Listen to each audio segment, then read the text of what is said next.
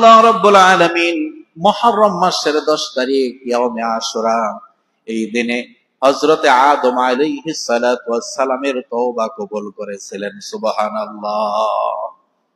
এই দিন আমাদের পিতা হযরতে আদম আলাইহিস সালাতু ওয়াস সালাম ওনার তওবা করেছিলেন একজন, তিনি কে? আল্লাহ। এজন্য আমরাও বেশি বেশি তওবা করব। আল্লাহ রাব্বুল আলামিন এর জন্য বলেন, ইয়া আইয়ুহাল্লাযীনা আমানু তুবু ইলাল্লাহি তাওবাতান নাসুহা। আল্লাহ তাআলা ডাক দিয়ে বলেন, ও ঈমানদার, তোমরা যারা নিজেদেরকে ঈমানদার দাবি করো, তোমরাও বেশি বেশি আমি আল্লাহ তাআলার কাছে তওবা করো, তাওবায়ে নাসুহা করো, তাহলে আমি আল্লাহ তাআলা তোমাদের অতীত জীবনের সমস্ত গুনাহগুলো মাফ করে দেব। সুবহানাল্লাহ। আদম আলাইহিস সালাতু ওয়াস সালাম যখন এই দুনিয়াতে আসলেন, আমাদের আম্মা জান হযরতে হাওয়া আলাইহিস সালাতু ওয়াস সালামকে আল্লাহ তাআলা যখন এই দুনিয়াতে পাঠিয়ে দিলেন, আদম আলাইহিস সালাতু ওয়াস সালাম এত বেশি কান্নাকাটি করেছিলেন। তাফসীরের ভিতরে পাওয়া যায় আদম আলাইহিস সালাতু ওয়াস সালাম কত বেশি কান্নাকাটি করেছেন, কত বছর কান্নাকাটি করেছিলেন। আদম আলাইহিস সালাতু ওয়াস সালামের চোখের পানি, তিনি যে কেঁদেছিলেন, চোখের পানি যদি একটা পাল্লায় রাখা হয়, আর পৃথিবীর শুরু থেকে কিয়ামত পর্যন্ত যত মাখলুকাত মানুষ দুনিয়াতে আসবে, সমস্ত মানুষের চোখের পানি যদি আরো একটা পাল্লায় রাখা হয়, তাহলে আমাদের পিতা আদম আলাইহিস সালাতু ওয়াস সালামের চোখের পানি বেশি হয়ে যাবে। আল্লাহু আকবার। এত বেশি কান্নাকাটি করেছিলেন। এই দুনিয়াতে আসার পরে কান্নাকাটি করলেন। আর যখন আদম আলাইহিস সালাতু ওয়াস সালাম আল্লাহ তাআলার দরবারে পাঠ করলেন, দোয়া করলেন, তওবা করলেন, রব্বানা যালামনা আনফুসানা ওয়া ইল্লাম তাগফির লানা ওয়া তারহামনা লানাকুনান্না মিনাল খাসিরিন। আমরাও প্রত্যেক নামাজের পরে এই মোনাজাত আল্লাহ তাআলার কাছে করি। কথা বলেন ঠিক কিনা? আদম আলাইহিস সালাতু ওয়াস সালাম বললেন, ও মালিক, আমি নিজের নফসের উপর জুলুম করেছি, আমি গুনাহ করে ফেলেছি। রব্বানা, হে আমার প্রতিপালক, যালামনা, আমি জুলুম করেছি, আনফুসানা, আমার নফসের উপরে। সুতরাং আল্লাহ, আপনি মাফ করে দিন। আপনি যদি না মাফ করেন, তাহলে আমি ক্ষতিগ্রস্তদের অন্তর্ভুক্ত হয়ে যাব। আল্লাহ রাব্বুল আলামিন আদম আলাইহিস সালাতু ওয়াস সালামের তওবা মুনাজাতকে কবুল করে নিলেন। সুবহানাল্লাহ। আমরাও যদি এই দোয়াটা বেশি বেশি পাঠ করি, আমাদের মুনাজাত কবুল করে নেবেন একজন, তিনি কে? আল্লাহ। সম্মানিত হাজিরিন, আমাদের পিতা আদম আলাইহিস সালাতু ওয়াস সালামের তওবা যেদিন আল্লাহ তাআলা কবুল করেছিলেন, ওই দিনটা ছিল ইয়াউমে আশুরা, মুহররম মাসের 10 তারিখ। 2 নাম্বার, নূহ আলাইহিস সালাতু ওয়াস সালাম তীব্র তীব্র মহাপ্লাবনের পর এই দিনেই নূহ আলাইহিস সালাতু ওয়াস সালামের নৌকা যদি পাহাড়ে অবতরণ করে এবং আল্লাহ রাব্বুল আলামিন নূহ আলাইহিস সালাতু ওয়াস সালাম এবং তার উম্মতকে মহাবিপদ থেকে মুক্তি দান করেন, যেদিন নূহ আলাইহিস সালাতু ওয়াস সালামের নৌকা মহাপ্লাবন থেকে যদি পাহাড়ে গিয়ে থেমেছিল, ওই দিনটাও ছিল মুহররম মাসের 10 তারিখ। সুবহানাল্লাহ। তাহলে কয়টা হলো? 2টা। 1 নম্বর, মুহররম মাসের 10 তারিখ আল্লাহ তাআলা আদম আলাইহিস সালাতু ওয়াস সালামের তওবা কবুল করে নিয়েছিলেন।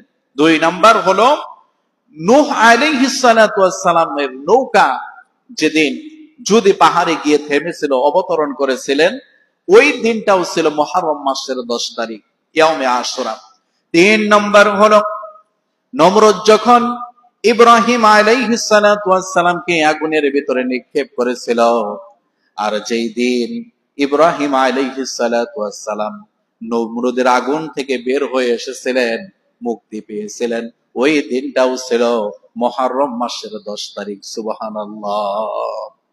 ইব্রাহিম আলাইহিস সালাতু ওয়াস সালামকে নমরুদ যখন আগুনের ভিতরে নিক্ষেপ করলো, আর ইব্রাহিম আলাইহিস সালাতু ওয়াস সালাম যখন আগুনের ভিতরে জিবরাইল আমিন চলে আসলেন, ও আল্লাহর পয়গম্বর ইব্রাহিম, আপনার কি সাহায্যের প্রয়োজন বলেন, আমার কাছে সাহায্য চান, আমি আপনাকে সাহায্য করব। ইব্রাহিম আলাইহিস সালাতু ওয়াস সালাম ডাক দিয়ে বললেন, ও জিবরাইল, আমি বিপদের মধ্যে আছি, আমি আগুনে নিক্ষিপ্ত হয়েছি, তুমি আমাকে সাহায্য করার জন্য এসেছো, যে আল্লাহ তাআলার জন্য আমি নমরুদের আগুনের ভিতরে নিক্ষিপ্ত হয়েছি, ওই আল্লাহ তাআলা কি আমাকে দেখতেছে না? আল্লাহু আকবার। সুতরাং ও জিবরাইল, আমি তোমার কাছে কেন সাহায্য চাইব? তোমার সাহায্যের দরকার নাই। যদি সাহায্য চাইতেই হয়, আমি শুধুমাত্র কেবলমাত্র একজনের কাছে সাহায্য চাইব, তিনি হলেন আমার রব আল্লাহ। আল্লাহ রাব্বুল আলামিন খুশি হয়ে গেলেন। আল্লাহ তাআলা মনে মনে এটাই চেয়েছিলেন যে আমার পয়গম্বর, আমার খলিল ইব্রাহিম, আমি আল্লাহ তাআলার কাছে সাহায্য চাক। আল্লাহ রাব্বুল আলামিন সাথে সাথে আয়াতে কারিমা নাযিল করলেন আর জানিয়ে দিলেন, কুলনা ইয়া নারু কুনি বারদাও ওয়া সালামান আলা ইব্রাহিম। আগুনকে হুকুম দিলেন, ইয়া হে আগুন, তুমি আমার পয়গম্বর ইব্রাহিমের জন্য ঠান্ডা হয়ে যাও, শীতল হয়ে যাও, এমন ঠান্ডা হয়ে যেন আমার পয়গম্বরের কষ্ট হয়। তুমি শীতল হয়ে যাও, ঠান্ডা হয়ে যাও, আরামদায়ক ঠান্ডা হয়ে যাও, যেন আমার পয়গম্বর ইব্রাহিম শান্তিতে থাকতে পারে। সুবহানাল্লাহ। ইব্রাহিম আলাইহিস সালাতু ওয়াস সালাম আগুনের ভিতরে শান্তিতে ছিলেন। ইব্রাহিম আলাইহিস সালাম আগুন থেকে যেদিন বের হয়ে এসেছিলেন, আল্লাহ তাআলা মুক্তি দান করলেন, ওই দিনটাও ছিল ইয়াউমে আশুরা, মুহররম মাসের 10 তারিখ। বলেন না সুবহানাল্লাহ। 4 নম্বর হলো মুসা আলাইহিস সালাতু ওয়াস সালাম যখন তার উম্মতকে নিয়ে ফেরাউনের হাত থেকে রক্ষা পাওয়ার জন্য মুসা আলাইহিস সালাম তার দলবল নিয়ে যখন ছুটতেছিলেন, সামনে নদী পিছনে ফেরাউনের সৈন্য। ওই দিন আল্লাহ রাব্বুল আলামিন হযরত মুসা আলাইহিস সালাতু ওয়াস সালাম তার উম্মতদেরকে রক্ষা করেছিলেন এবং ফেরাউন সহ তার দলবল সহ পানিতে ডুবাইয়া মেরেছিলেন। ওই দিনটাও ছিল মুহররম মাসের 10 তারিখ। সুবহানাল্লাহ। এরকম করে ইতিহাসে যত বড় বড় কাজ সংঘটিত হয়েছে, সব কাজগুলো, ঘটনাগুলো আল্লাহ রাব্বুল আলামিন এই মুহররম মাসের 10 তারিখে সংঘটিত করেছে। সম্মানিত হাজিরিন, এখানেই শেষ নয়। ইউনূস আলাইহিস সালাতু ওয়াস সালাম যখন পানিতে ঝাঁপ দিলেন, আর ইউনূস আলাইহিস সালাতু ওয়াস সালামকে বিশাল বড় একটা মাছ গিলে ফেললেন, খেয়ে ফেললেন। ইউনূস আলাইহিস সালাতু ওয়াস সালাম 3টা অন্ধকারের ভিতরে ছিলেন। তাফসীরের ভিতরে আসছে, 1 নম্বর হলো পানির নিচের অন্ধকার, 2 নম্বর হলো মাছের পেটের অন্ধকার, 3 নম্বর হলো রাতের অন্ধকার।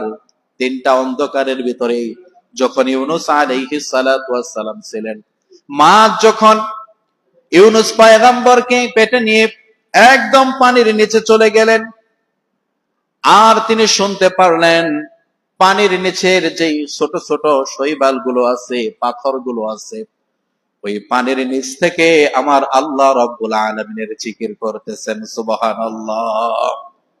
ইউনূস আলাইহিস সালাতু ওয়াস সালাম সাথে সাথে পাঠ করলেন, লা ইলাহা ইল্লা আনতা সুবহানাকা ইন্নী কুনতু মিনাজ জালিমিন। এই দোয়াটা যখন আল্লাহ তাআলা নিকট পাঠ করলেন, মুক্তি চাইলেন, সাথে সাথেই মাছ ইউনূস আলাইহিস সালাতু ওয়াস সালামকে আর পেটের ভিতর রাখতে পারলেন না।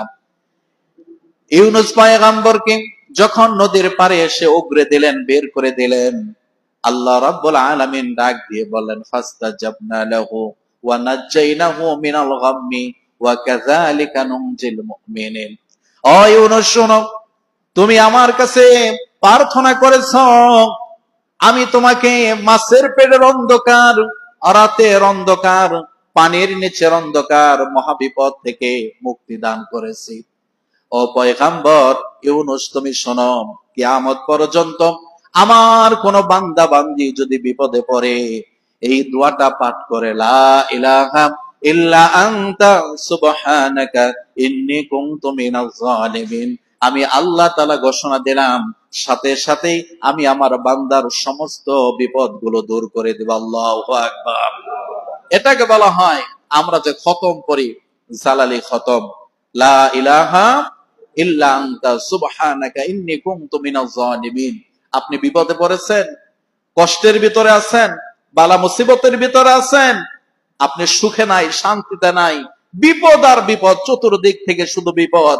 আপনি যদি বেশি বেশি এই দোয়াটা পাঠ করেন, লা ইলাহা ইল্লা আনতা সুবহানাকা ইন্নী কুনতু মিনাজ জালিমিন, আল্লাহ রাব্বুল আলামিন ঘোষণা দিয়েছেন আপনার সমস্ত বিপদগুলো আল্লাহ তাআলা দূর করে দিবেন। সুবহানাল্লাহ।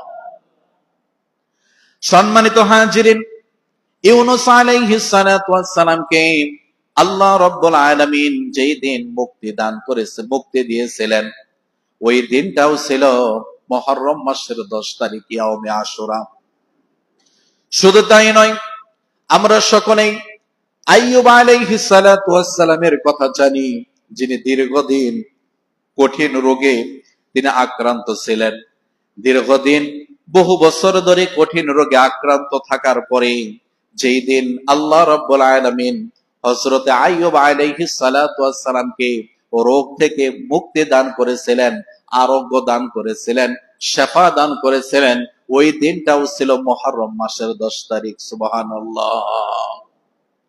7 নম্বর হলো ইউসুফ আলাইহিস সালাতু ওয়াস সালামকে যখন কারাগারে বন্দী করা হয়েছিল, আর ইউসুফ আলাইহিস সালাম যেদিন কারাগার থেকে মুক্তি পেলেন এবং মিশরের রাজপ্রাসাদে সম্মানের সাথে বসবাস শুরু করলেন। ইউসুফ আলাইহিস সালাতু ওয়াস সালাম যেদিন কারাগার থেকে মুক্তি পেয়েছিলেন, ওই দিনটাও ছিল মুহররম মাসের 10 তারিখ, ইয়াউমে আশুরা। এরকম করে এই ইয়াউমে আশুরায় আল্লাহ রাব্বুল আলামিন 8 নম্বর যেই বড় ঘটনা সংগঠিত করেছিলেন, সেটা হলো দীর্ঘদিন বিচ্ছেদের পরে যেই দিন হযরতে ইয়াকুব আলাইহিস সালাতু ওয়াস সালাম কলেজার টুকরা প্রিয় পুত্র ইউসুফকে পেয়েছিলেন, ওই দিনটাও ছিল মুহররম মাসের 10 তারিখ। সুবহানাল্লাহ। এবং এই দিনেই আল্লাহ রাব্বুল আলামিন হযরত ইয়াকুব আলাইহিস সালাতু ওয়াস সালাম চোখের দৃষ্টি শক্তি ফিরিয়ে দিয়েছিলেন। এখানেই শেষ নয়, 9 নম্বর হলো আমরা সকলেই জানি কিয়ামতের পূর্বে ঈসা আলাইহিস সালাতু ওয়াস সালাম এই দুনিয়াতে আবার আসবেন। আমরা যদি জিজ্ঞাসা করি, ঈসা আলাইহিস সালাতু ওয়াস সালামকে যদি প্রশ্ন করা হয়, ও আল্লাহর পয়গম্বর ঈসা, আপনি একবার দুনিয়াতে এসেছিলেন, আবার আপনি আসমানে চলে গেলেন, চতুর্থ আসমানে আছেন, আপনি আবারও কেন দুনিয়াতে আসবেন? ঈসা আলাইহিস সালাতু ওয়াস সালাম জবাব দিবেন, ও দুনিয়ার মানুষ শোনো, আমি একবার দুনিয়াতে পয়গম্বর হয়ে গিয়েছিলাম, আবার আমি আসমানে চলে আসলাম, আবার আমি দুনিয়াতে যাব শুধুমাত্র কেবলমাত্র একমাত্র আখিরি নবীর উম্মত হওয়ার জন্য। সুবহানাল্লাহ। ঈসা আলাইহিস সালাতু ওয়াস সালাম আল্লাহ তাআলার কাছে দরখাস্ত করেছিলেন, মালিক, আমি যতদিন দুনিয়াতে বেঁচে ছিলাম, এরপরে যতদিন দুনিয়াতে বেঁচে থাকবো, আমার এই হায়াতটাকে আপনি আমার জন্য রেখে দিন, এই বাকি হায়াতটা আমি আল্লাহ রাসূলের উম্মত হয়ে দুনিয়াতে আবার আসতে চাই। সুবহানাল্লাহ। আল্লাহ তাআলা ঈসা আলাইহিস সালাতু ওয়াস সালামের দোয়াকে কবুল করে নিয়েছেন।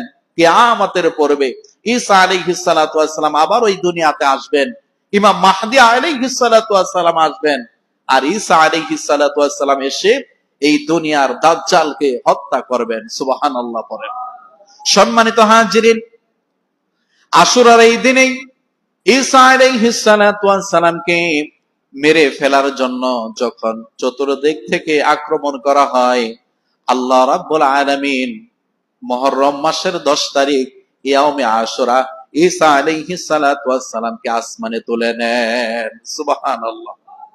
সম্মানিত হাজিরিন, 10 নম্বর হলো মুহররম মাসের 10 তারিখ আল্লাহ রাসূল সাল্লাল্লাহু আলাইহি ওয়াসাল্লামের কলিজার টুকরা নাতি ইমাম হুসাইন রাদিয়াল্লাহু তাআলা কে শাহাদাত করা হয়। ইমাম হুসাইন রাদিয়াল্লাহু তাআলা আনহু সত্য এবং ন্যায়ের জন্য কারবালার ময়দানে শাহাদাত বরণ করেন। এই হলো 10টা ঘটনা। এই 10টা ঘটনা আল্লাহ রাব্বুল আলামিন এই দুনিয়াতে সংগঠিত করেছিলেন মুহররম মাসের 10 তারিখ। এজন্য ইয়াউমে আশুরা এটা একটা ফজিলতপূর্ণ দিন। ইয়াউমে আশুরার মর্যাদা অনেক বেশি। সম্মানিত হাজিরিন, আমরা যদি ইয়াউমে আশুরা পাই, আমরা যদি মুহররম মাসের 10 তারিখ পাই, তাহলে আমরা কি আমল করব? আল্লাহ রাসূল সাল্লাল্লাহু আলাইহি ওয়াসাল্লাম আমাদেরকে শিখিয়ে দিয়েছেন, মুহররম মাসের 10 তারিখ ইয়াউমে আশুরার 1 নম্বর আমল হলো আমরা এই দিন রোজা রাখবো ইনশাআল্লাহ। রমজান মাসের ফরজ ও রোজার পরে আল্লাহ তাআলার কাছে সবচাইতে প্রিয় রোজা হলো এই মুহররম মাসের 10 তারিখের রোজা, ইয়াউমে আশুরা রোজা। সুবহানাল্লাহ পড়বেন না? এজন্য আমরা ইয়াউমে আশুরা, আজকে হলো মুহররম মাসের 1 তারিখ, মুহররম মাসের 1 তারিখ, 10 তারিখ আমরা রোজা রাখবো ইনশাআল্লাহ। এটা হলো 1 নম্বর আমল। আর আল্লাহ রাসূল সাল্লাল্লাহু আলাইহি ওয়াসাল্লাম বলেন, এই মুহররম মাসের 10 তারিখ ইয়াউমে আশুরা ইহুদিরা একদিন রোজা রাখে। কয়দিন? কথা বলেন। একদিন রোজা রাখে। আর যেহেতু আমরা হলাম আখিরে নবীর উম্মত, আমরা কোনদিন ইহুদি এবং খ্রিস্টানদের অনুসরণ করতে পারি না। এজন্য ইহুদিরা রোজা রাখে একদিন, আর আমরা রোজা রাখবো 2 দিন। আমরা কয়দিন রোজা রাখবো? 2 দিন, 9 তারিখ এবং 10 তারিখ ইনশাআল্লাহ। এজন্য 1 নম্বর মুহররম মাসে ইয়াউমে আশুরা পাওয়ার পরে রোজা রাখা সুন্নাত। কারণ আমরা যদি ইয়াউমে আশুরা 2টা রোজা রাখি, আল্লাহ রাসূল বলেন এই 2টা রোজা রাখার মাধ্যমে আমি আশা করি আল্লাহ রাব্বুল আলামিন আমাদের বিগত 1 বৎসরের সমস্ত সগীরা গুনাহগুলো মাফ করে দিবেন। সুবহানাল্লাহ। 2টা রোজা রাখলে তাহলে বিগত 1 বৎসরের গুনাহগুলো মাফ করবেন তিনি কে? আল্লাহ। 2 নম্বর, আমরা বেশি বেশি তওবা করব। ইয়াউমে আশুরা এই দিন আল্লাহ রাব্বুল আলামিন আমাদের পিতা আদম আলাইহিস সালাতু ওয়াস সালামের তওবা কবুল করে নিয়েছিলেন।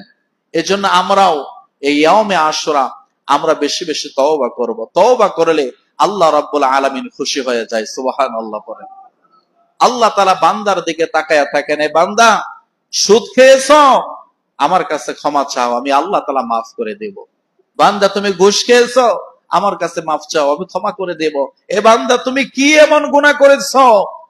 আল্লাহ রাব্বুল আলামিন শুধু বান্দার দিকে তাকায়া থাকেন। বান্দা যত বেশি গুনাহ করুক না কেন, গুনাহ করতে করতে বান্দা যদি পাহাড় সম পরিমাণ গুনাহ করে ফেলে, আল্লাহ রাব্বুল আলামিন আসমান সম পরিমাণ রহমত নিয়ে ওই বান্দার সামনে হাজির হয়ে যায়। সুবহানাল্লাহ। আল্লাহ তাআলা খুশি হয়ে যায়। বান্দা শুধু তওবা করে, আল্লাহ তাআলা বান্দার তওবা সাথে সাথে কবুল করে নেন।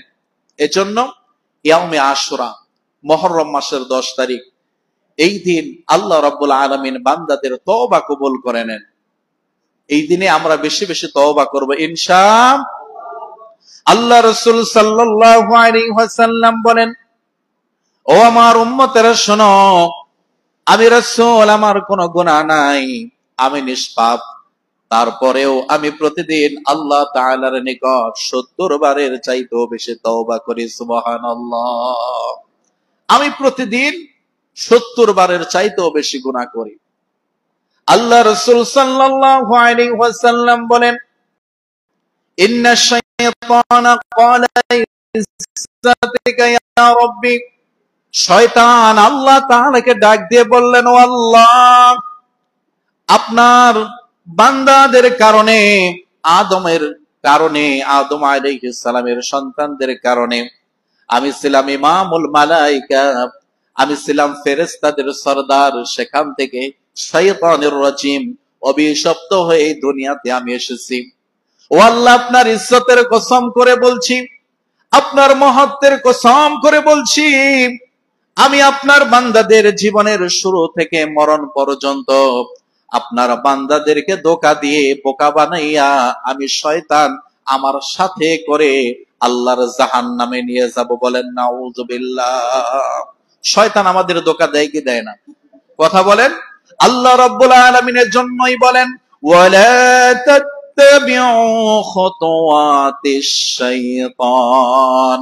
এজন্য আল্লাহ তাআলা বলেন, ও আমার বান্দা বান্দি শোনো, তোমরা কখনো শয়তানের পথ অনুসরণ করো না, শয়তানের পথে চলো না। কারণ কি? আল্লাহ তাআলা বলেন ইন্নাহু লাকুম আদুউম মুবিন। কারণ হলো শয়তান তোমাদের প্রকাশ্য শত্রু। শয়তান আমাদের কেমন শত্রু? প্রকাশ্য শত্রু।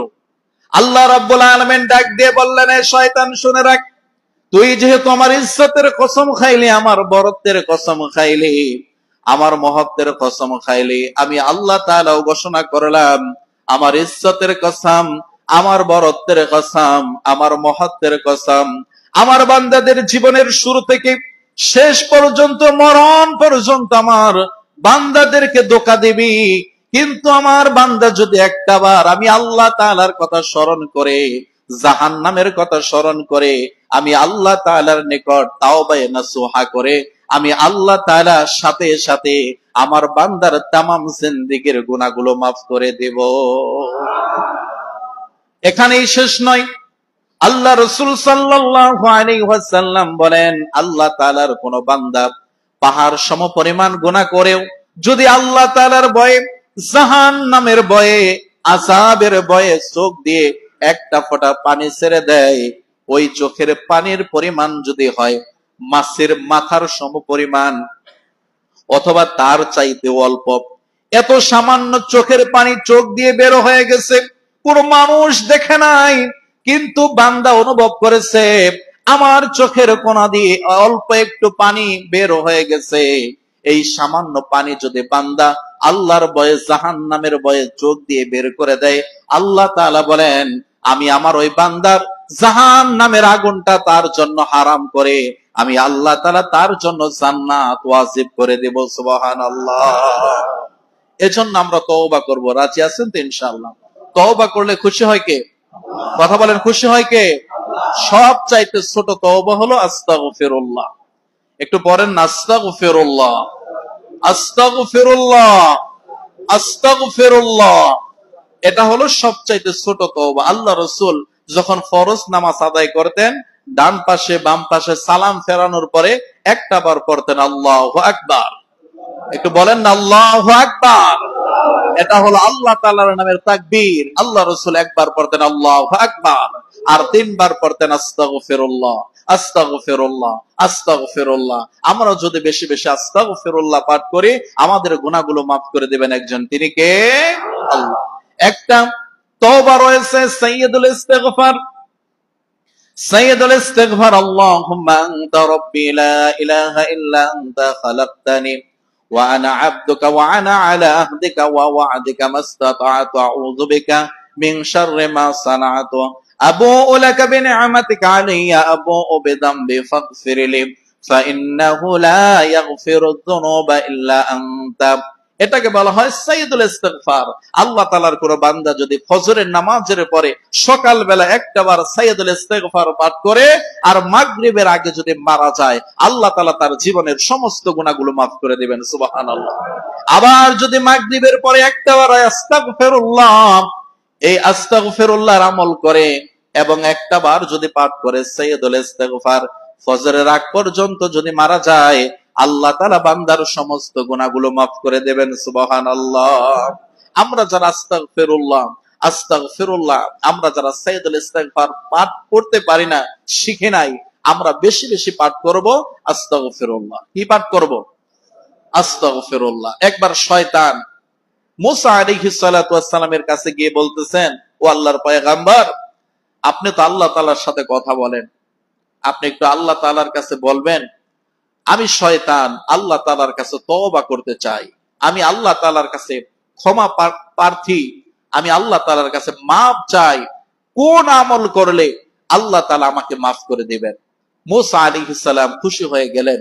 শয়তান যদি ভালো হয়ে যায়, এই দুনিয়াতে আর কোনো অঘটন ঘটবে? কোন গুনার কাজ থাকবে? মুসা আলাইহিস সালাম খুশি হয়ে গেছেন। আল্লাহ তাআলার দরবারে যখন চলে গেলেন, তোর পর্বতে আল্লাহ তাআলার সাথে কথা বলার জন্য। মুসা আলাইহিস সালাম মনে মনে অনেক খুশি, কারণ শয়তান তওবা করবে, শয়তান ভালো হয়ে যাবে। আল্লাহ তাআলাকে ডাক দিয়ে বললেন, ও মালিক, শয়তান আপনার কাছে তওবা করতে চায়, মাফ চায়। কোন আমল করলে আল্লাহ আপনি তাকে মাফ করে দিবেন? আল্লাহ তাআলা বলতেছেন, হে মুসা, শয়তান কখনো তওবা করবে না, তোমার কাছে মিথ্যা বলেছে। বলেন না, সে বলেছে তওবা করবে। কি এমন আমল করলে আপনি তাকে মাফ করে দিবেন? দয়া করে একটু বলেন। আল্লাহ তাআলা ডাক দিয়ে বললেন, হে মুসা, তুমি শয়তানকে বলে দাও, শয়তান যদি আমার পয়গম্বর, আমার বান্দা আদমের কবরের পাশে গিয়ে একটা সেজদা দেয়, আমি তার জীবনের সমস্ত গুনাহগুলো মাফ করে দেব। মুসা আলাইহিস সালাতু ওয়াস সালাম খুশি হয়ে গেলেন যে এই সামান্য একটা কাজ করলে আল্লাহ আপনাকে শয়তানকে মাফ করে দিবে। মুসা আলাইহিস সালাম ভাবছে যে শয়তান এটা বলার সাথে সাথে কাজটা করবে। যখন শয়তানের সাথে দেখা, শয়তান বলল, মুসা, আল্লাহ তাআলা কি বলেছেন? মুসা আলাইহিস সালাম মুচকি হেসে দিয়ে বললেন, আল্লাহ তাআলা বলেছেন, তুমি যদি আদমের কবরের পাশে গিয়ে একটা সাজদা দাও, তোমার জীবনের গুনাহ মাফ হয়ে যাবে। আদম আলাইহিস সালাতু ওয়াস সালামের কবরের পাশে গিয়ে শুধু একটা সাজদা।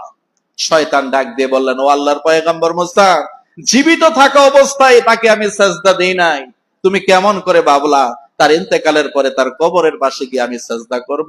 অসম্ভব, কোনদিন আমার দ্বারা সম্ভব না। আবা ওয়াস্তাকবারা, শয়তান অহংকার করেছিল।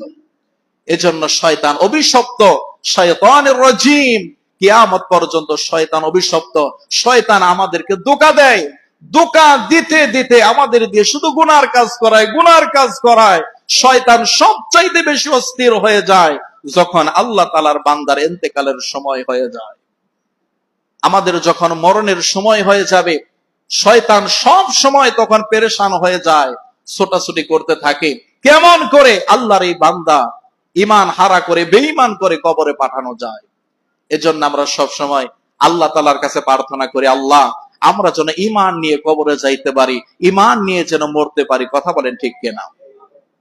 সম্মানিত হাজিরিন, এজন্য আল্লাহ রাব্বুল আলামিন বলেন, ওয়ালা তাত্তাবিউ খুতুওয়াতিশ শাইতান, তোমরা শয়তানের পথে চলো না, কারণ ইন্নাহু লাকুম আদুউম মুবিন, শয়তান হলো তোমাদের প্রকাশ্য শত্রু। আমরা ইয়াউমে আশুরা, মুহররম মাসের 10 তারিখ 2 নম্বর যে আমলটা করব, বেশি বেশি করে আল্লাহ তাআলার নিকট আমরা ইস্তিগফার পাঠ করব, আমরা তওবা করব। আস্তাগফিরুল্লাহ, আস্তাগফিরুল্লাহ, আস্তাগফিরুল্লাহ, আস্তাগফিরুল্লাহ রাব্বি মিন কুল্লি যামবি ওয়া আতুবু ইলাই, লা হাওলা ওয়ালা কুওয়াতা ইল্লা বিল্লাহিল আলিয়্যিল আযীম। আর এই ইস্তিগফার পড়তে হবে অন্তর থেকে, তাওবা নাসুহা। গুনাহ করতেছি আবার তওবা করতেছি, গুনাহ করতেছি আবার তওবা করতেছি, এই ইস্তিগফার করে কোনো লাভ হবে? কথা বলেন, কোনো লাভ নাই। ইস্তিগফার তো এমন, তাওবা নাসুহা তো এমন। তাওবা নাসুহা কাকে বলে? আমাদের খলিফা হযরত ওমর রাদিয়াল্লাহু তাআলা আনহু বলেন যে বান্দা যখন ইস্তিগফার করবে, ইস্তিগফার হলো, তাওবা নাসুহা হলো, বান্দা যেই গুনাহ থেকে তওবা করবে, মরার আগ পর্যন্ত বান্দা ওই গুনার দিকে আর দাবিত হবে না। এটা হলো তাওবা নাসুহা, খালিস তওবা। 3 নম্বর হলো ইয়াউমে আশুরা, এই দিন বেশি বেশি দান সদকা করা, গরিব মিসকিন অসহায় যারা আছে তাদেরকে দান করা। এই দান করলে খুশি হয়ে যায় একজন, তিনি কে?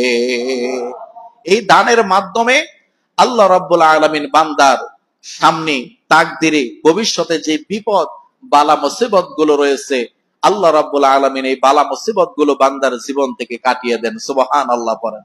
এই দান সদকা, গরিব অসহায় মিসকিন ফকির যারা আছে তাদেরকে দান করা, এই দান করার মাধ্যমে আল্লাহ তাআলা খুশি হন এবং বান্দার জীবনের সমস্ত বালা মুসিবত গুলো দূর করে দেন। সম্মানিত হাজিরিন, 4 নম্বর হলো ইয়াউমে আশুরা, এই দিন পরিবার পরিজনের জন্য ভালো খাবারের ব্যবস্থা করা। অনেকে আছে কৃপণ, টাকা পয়সা আছে কিন্তু পরিবার পরিজনের জন্য খরচ করে না, এরকম লোক আছে না? বলেন, নিজেও ভালো খায় না, পরিবারের লোকদেরকেও ভালো খাইতে দেয় না, যাদেরকে বলা হয় কৃপণ। এই ইয়াউমে আশুরা 10 মহররম মাসের 10 তারিখ, এই দিন পরিবার পরিজনের জন্য ভালো খাবারের ব্যবস্থা করা, ভালো খাবার খাওয়া। কারণটা কি? আল্লাহ রাব্বুল আলামিন রিজিকের ভিতরে বরকত দান করেন, বলেন না সুবহানাল্লাহ। বাইহাকী শরীফের বর্ণনা। 5 নম্বর হলো বেশি বেশি কোরআনুল কারীম তেলাওয়াত করা, ইবাদত বন্দেগী করা। কারণ কোরআনুল কারীম তেলাওয়াত করলে খুশি হয় একজন, তিনি কে? আল্লাহ। আল্লাহ তাআলার বেশি বেশি ইবাদত বন্দেগী করা।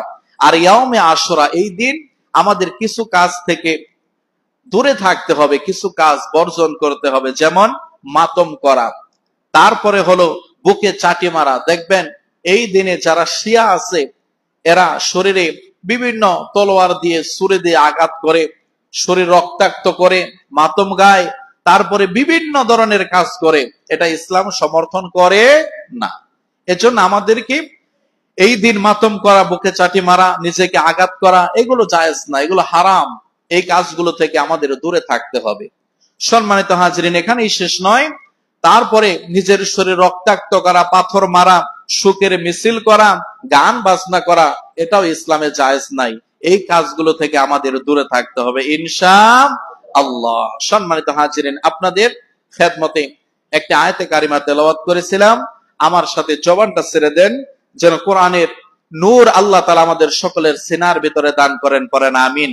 একটু জবানটা ছেড়ে দিয়ে আমার সাথে পড়েন, আউযু বিল্লাহি মিনাশ শাইতানির রাজীম। বিসমিল্লাহির রাহমানির রাহিম।